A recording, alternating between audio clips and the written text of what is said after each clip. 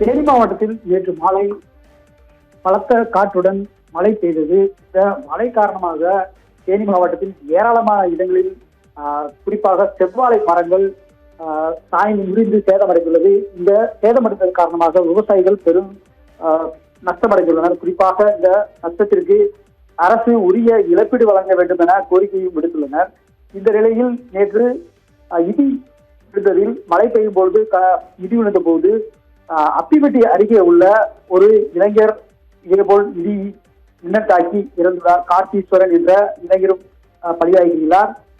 மேலும் ஆண்டிப்பட்டி அருகே இதேபோல் 2 மாடுகள் மற்றும் பாண்டி என்பவரும் இடி மின்னல் தாக்கி இறந்துள்ளார்.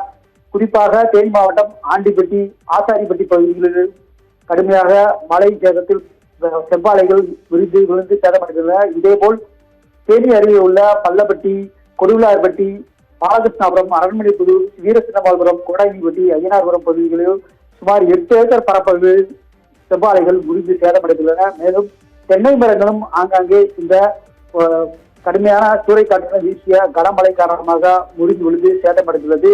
இதனால் பாதிக்கப்பட்ட விவசாயிகளுக்கு அரசு உரிய இழப்பீடு வழங்க வேண்டும்.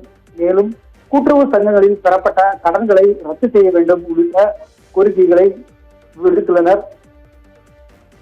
Giriya's summer sale.